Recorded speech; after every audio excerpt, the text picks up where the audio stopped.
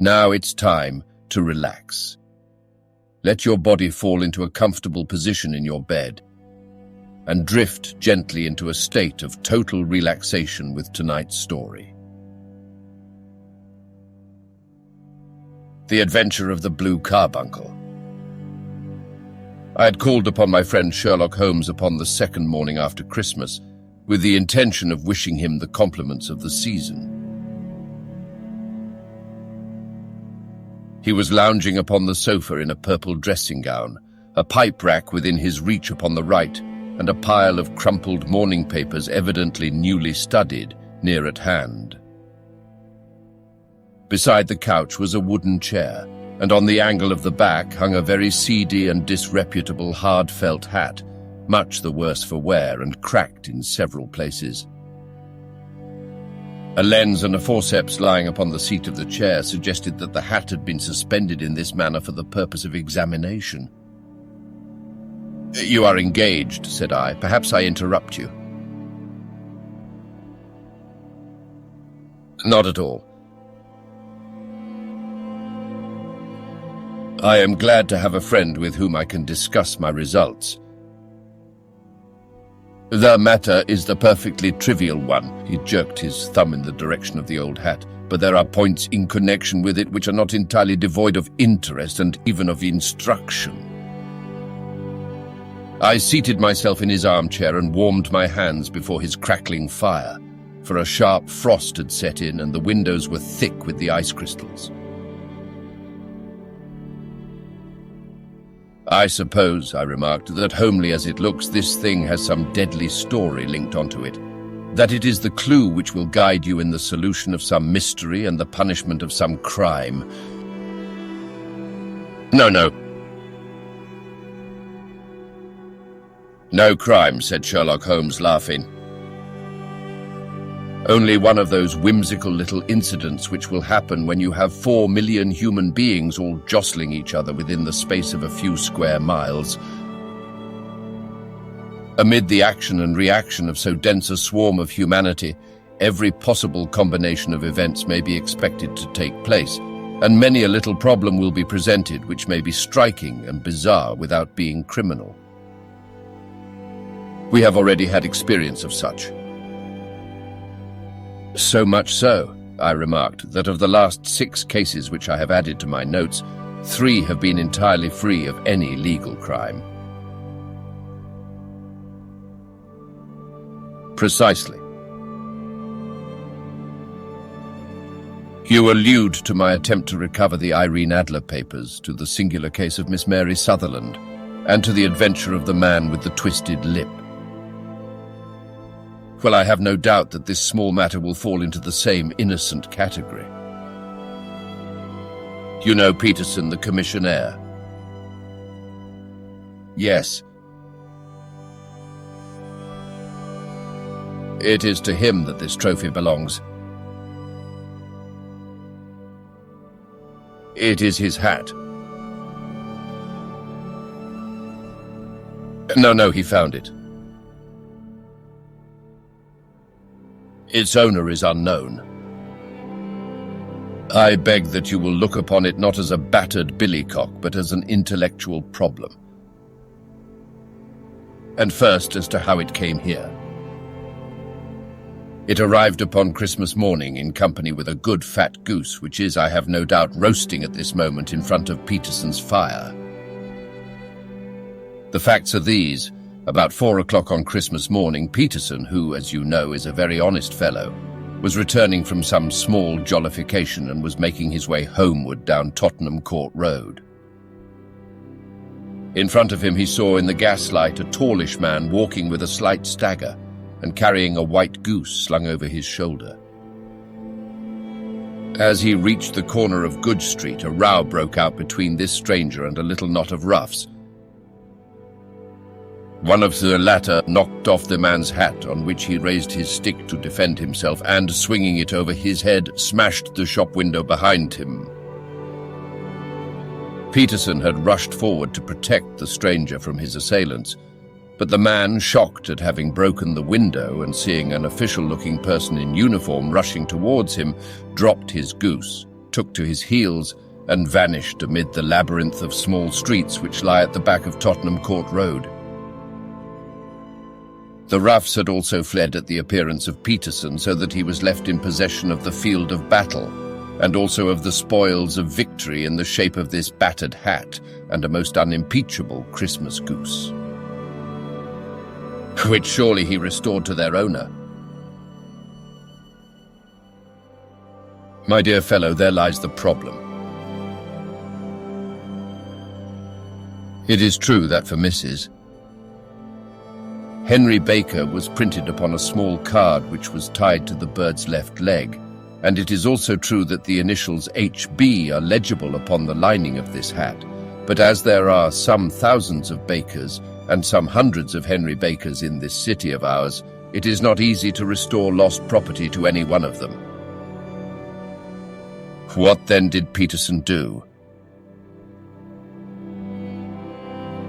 He brought round both hat and goose to me on Christmas morning, knowing that even the smallest problems are of interest to me. The goose we retained until this morning, when there were signs that, in spite of the slight frost, it would be well that it should be eaten without unnecessary delay. Its finder has carried it off, therefore, to fulfill the ultimate destiny of a goose, while I continue to retain the hat of the unknown gentleman who lost his Christmas dinner. Did he not advertise? No. Then what clue could you have as to his identity? Only as much as we can deduce. From his hat? Precisely. But you are joking.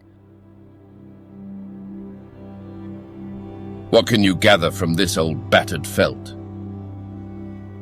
Here is my lens.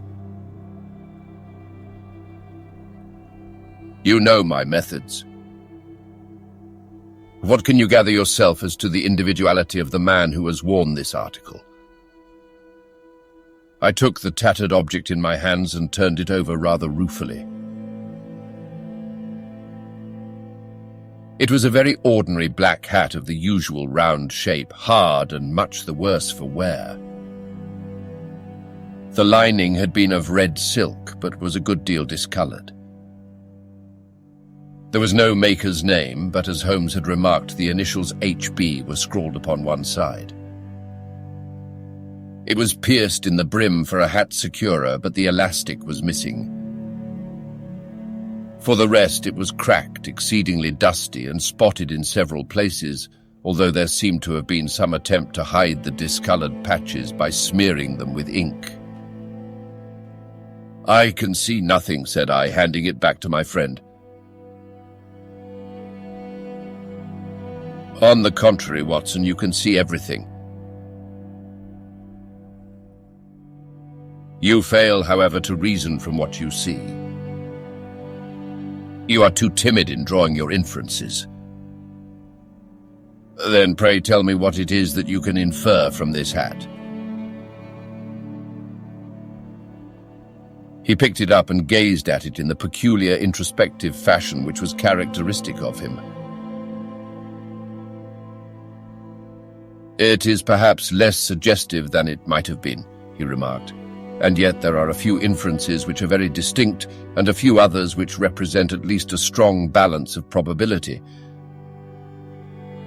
That the man was highly intellectual is of course obvious upon the face of it, and also that he was fairly well-to-do within the last 3 years, although he has now fallen upon evil days.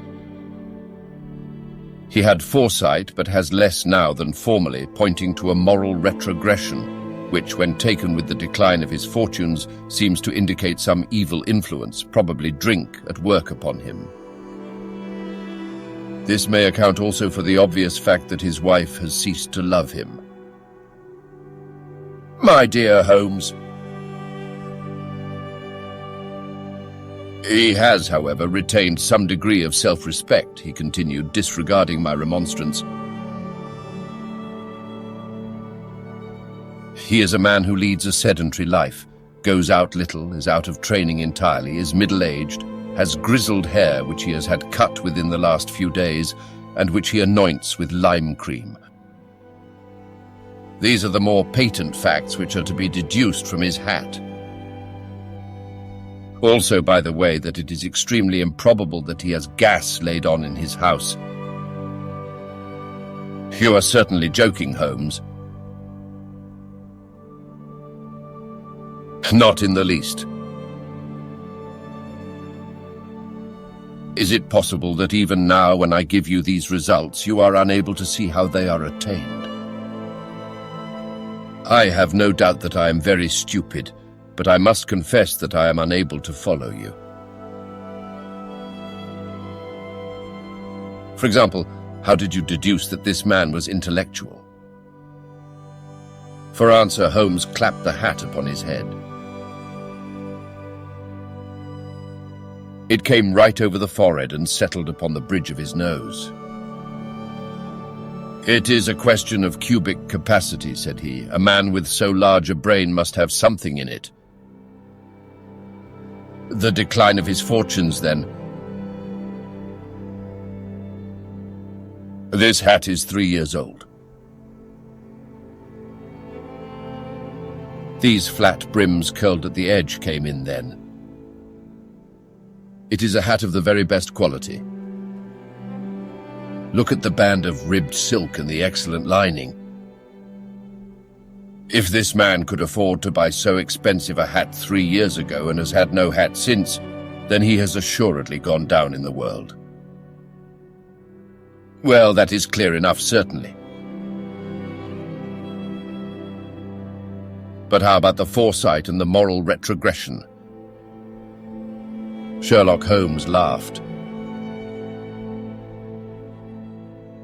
Here is the foresight, said he, putting his finger upon the little disc and loop of the hat securer. They are never sold upon hats. If this man ordered one, it is a sign of a certain amount of foresight, since he went out of his way to take this precaution against the wind. But since we see that he has broken the elastic and has not troubled to replace it, it is obvious that he has less foresight now than formerly, which is a distinct proof of a weakening nature. On the other hand, he has endeavored to conceal some of these stains upon the felt by daubing them with ink, which is a sign that he has not entirely lost his self-respect. Your reasoning is certainly plausible. The further points that he is middle-aged, that his hair is grizzled, that it has been recently cut, and that he uses lime cream are all to be gathered from a close examination of the lower part of the lining. The lens discloses a large number of hair ends, clean cut by the scissors of the barber. They all appear to be adhesive, and there is a distinct odor of lime cream.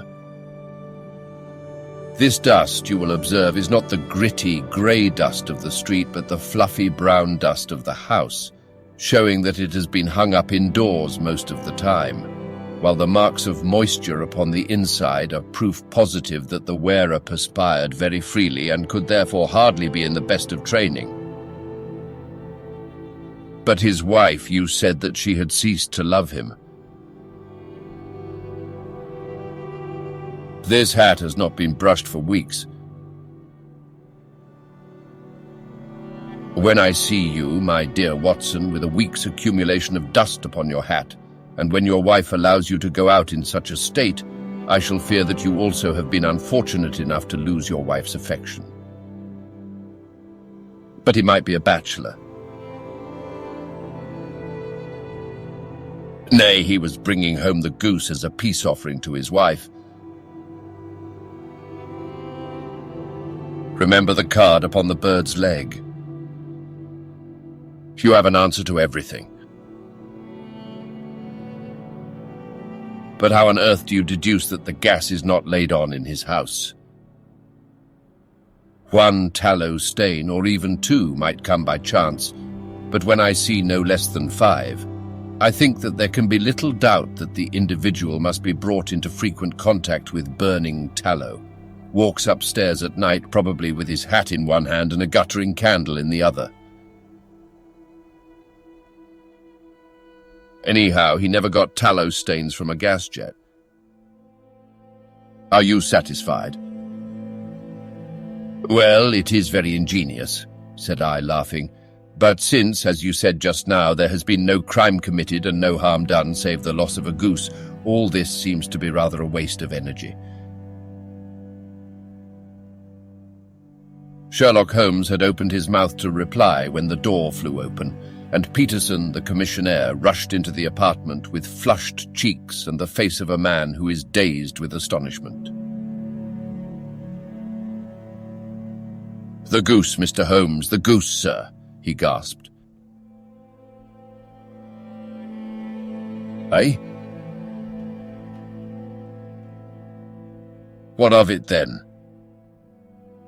Has it returned to life and flapped off through the kitchen window? Holmes twisted himself round upon the sofa to get a fairer view of the man's excited face. "See here, sir. See what my wife found in its crop." He held out his hand and displayed upon the center of the palm a brilliantly scintillating blue stone, rather smaller than a bean in size, but of such purity and radiance that it twinkled like an electric point in the dark hollow of his hand. Sherlock Holmes sat up with a whistle. "By Jove, Peterson," said he, "this is treasure trove indeed. I suppose you know what you have got." "A diamond, sir." "A precious stone. It cuts into glass as though it were putty." "It's more than a precious stone. It is the precious stone." "Not the Countess of Morcar's blue carbuncle," I ejaculated. "Precisely so." "I ought to know its size and shape, seeing that I have read the advertisement about it in the Times every day lately." "It is absolutely unique, and its value can only be conjectured. But the reward offered of £1,000 is certainly not within a 20th part of the market price." £1,000, great Lord of mercy! The commissionaire plumped down into a chair and stared from one to the other of us. "That is the reward, and I have reason to know that there are sentimental considerations in the background which would induce the Countess to part with half her fortune if she could but recover the gem." "It was lost, if I remember aright, at the Hotel Cosmopolitan," I remarked. "Precisely so, on December 22nd, just 5 days ago. John Horner, a plumber, was accused of having abstracted it from the lady's jewel case. The evidence against him was so strong that the case has been referred to the assizes. I have some account of the matter here, I believe." He rummaged amid his newspapers, glancing over the dates, until at last he smoothed one out, doubled it over, and read the following paragraph. "Hotel Cosmopolitan jewel robbery. John Horner, 26, plumber, was brought up upon the charge of having, upon the 22nd instant, abstracted from the jewel case of the Countess of Morcar the valuable gem known as the blue carbuncle. James Ryder, upper attendant at the hotel, gave his evidence to the effect that he had shown Horner up to the dressing room of the Countess of Morcar upon the day of the robbery, in order that he might solder the second bar of the grate, which was loose. He had remained with Horner some little time, but had finally been called away. On returning, he found that Horner had disappeared, that the bureau had been forced open, and that the small Morocco casket in which, as it afterwards transpired, the Countess was accustomed to keep her jewel, was lying empty upon the dressing table. Ryder instantly gave the alarm, and Horner was arrested the same evening, but the stone could not be found either upon his person or in his rooms. Catherine Cusack, maid to the Countess, deposed to having heard Ryder's cry of dismay on discovering the robbery, and to having rushed into the room where she found matters as described by the last witness. Inspector Bradstreet, B Division, gave evidence as to the arrest of Horner, who struggled frantically and protested his innocence in the strongest terms. Evidence of a previous conviction for robbery having been given against the prisoner, the magistrate refused to deal summarily with the offence but referred it to the assizes. Horner, who had shown signs of intense emotion during the proceedings, fainted away at the conclusion and was carried out of court. So much for the police court," said Holmes thoughtfully, tossing aside the paper. The question for us now to solve is the sequence of events leading from a rifled jewel case at one end to the crop of a goose in Tottenham Court Road at the other. You see, Watson, our little deductions have suddenly assumed a much more important and less innocent aspect. Here is the stone. The stone came from the goose, and the goose came from Mr. Henry Baker, the gentleman with the bad hat and all the other characteristics with which I have bored you. So now we must set ourselves very seriously to finding this gentleman and ascertaining what part he has played in this little mystery. To do this, we must try the simplest means first, and these lie undoubtedly in an advertisement in all the evening papers. If this fail, I shall have recourse to other methods. What will you say? Give me a pencil and that slip of paper. Now then, found at the corner of Goodge Street, a goose and a black felt hat. Mr. Henry Baker can have the same by applying at 6:30 this evening at 221B Baker Street. That is clear and concise. Very. But will he see it? Well, he is sure to keep an eye on the papers, since to a poor man the loss was a heavy one. He was clearly so scared by his mischance in breaking the window and by the approach of Peterson that he thought of nothing but flight. But since then he must have bitterly regretted the impulse which caused him to drop his bird. Then again, the introduction of his name will cause him to see it, for everyone who knows him will direct his attention to it. Here you are, Peterson. Run down to the advertising agency and have this put in the evening papers. In which, sir? Oh, in the Globe, Star, Pall Mall, St. James's Gazette, Evening News, Standard, Echo, and any others that occur to you. Very well, sir. And this stone? Ah, yes, I shall keep the stone. Thank you. And I say, Peterson, just buy a goose on your way back and leave it here with me, for we must have one to give to this gentleman in place of the one which your family is now devouring. When the commissionaire had gone, Holmes took up the stone and held it against the light. It's a bonny thing, said he. Just see how it glints and sparkles. Of course, it is a nucleus and focus of crime. Every good stone is. They are the devil's pet baits. In the larger and older jewels, every facet may stand for a bloody deed. This stone is not yet 20 years old. It was found in the banks of the Amoy River in southern China, and is remarkable in having every characteristic of the carbuncle, save that it is blue in shade instead of ruby red. In spite of its youth, it has already a sinister history. There have been 2 murders, a vitriol throwing, a suicide, and several robberies brought about for the sake of this 40-grain weight of crystallized charcoal. Who would think that so pretty a toy would be a purveyor to the gallows and the prison? I'll lock it up in my strongbox now and drop a line to the Countess to say that we have it. Do you think that this man Horner is innocent? I cannot tell. Well then, do you imagine that this other one, Henry Baker, had anything to do with the matter?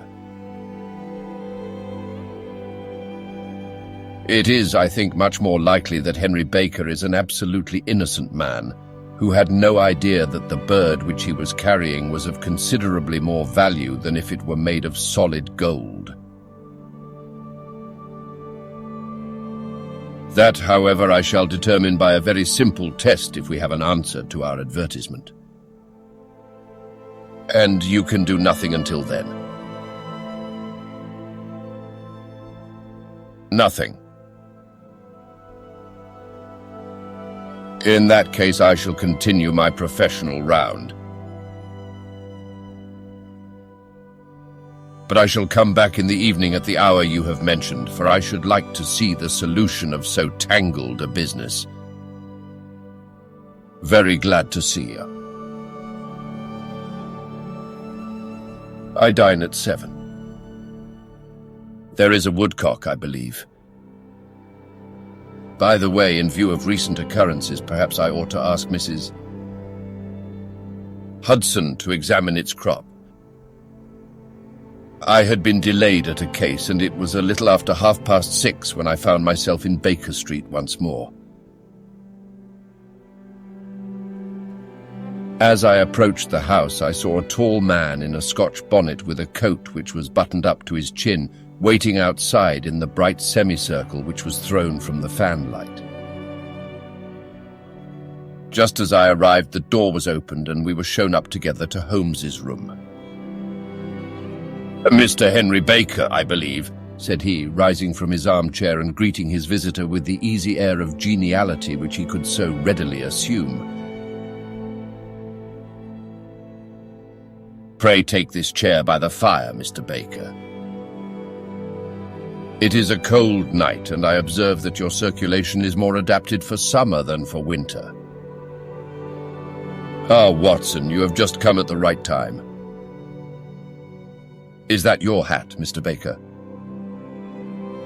"Yes, sir, that is undoubtedly my hat." He was a large man with rounded shoulders, a massive head, and a broad, intelligent face, sloping down to a pointed beard of grizzled brown.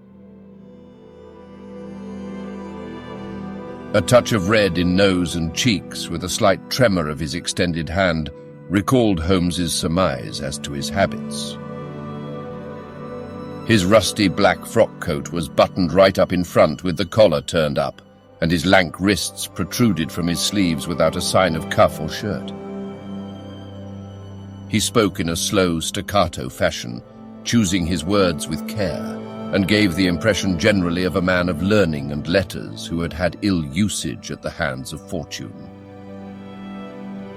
"We have retained these things for some days," said Holmes, "because we expected to see an advertisement from you giving your address." "I am at a loss to know now why you did not advertise." Our visitor gave a rather shamefaced laugh. "Shillings have not been so plentiful with me as they once were," he remarked. I had no doubt that the gang of roughs who assaulted me had carried off both my hat and the bird. I did not care to spend more money in a hopeless attempt at recovering them. Very naturally. By the way, about the bird, we were compelled to eat it. "To eat it?" Our visitor half rose from his chair in his excitement. Yes, it would have been of no use to anyone had we not done so. But I presume that this other goose upon the sideboard, which is about the same weight and perfectly fresh, will answer your purpose equally well. Oh, certainly, certainly, answered Mr. Baker with a sigh of relief. Of course, we still have the feathers, legs, crop, and so on of your own bird, so if you wish... The man burst into a hearty laugh. They might be useful to me as relics of my adventure, said he, but beyond that I can hardly see what use the disjecta membra of my late acquaintance are going to be to me. No, sir, I think that with your permission I will confine my attentions to the excellent bird which I perceive upon the sideboard. Sherlock Holmes glanced sharply across at me with a slight shrug of his shoulders. There is your hat, then, and there your bird, said he. By the way, would it bore you to tell me where you got the other one from? I am somewhat of a fowl fancier, and I have seldom seen a better-grown goose. Certainly, sir, said Baker, who had risen and tucked his newly gained property under his arm. There are a few of us who frequent the Alpha Inn near the museum. We are to be found in the museum itself during the day, you understand.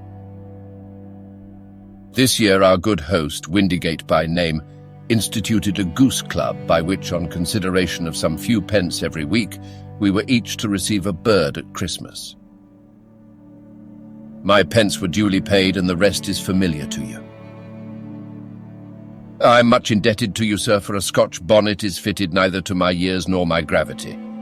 With a comical pomposity of manner, he bowed solemnly to both of us and strode off upon his way. So much for Mr. Henry Baker, said Holmes, when he had closed the door behind him. It is quite certain that he knows nothing whatever about the matter. Are you hungry, Watson? Not particularly. Then I suggest that we turn our dinner into a supper and follow up this clue while it is still hot. By all means.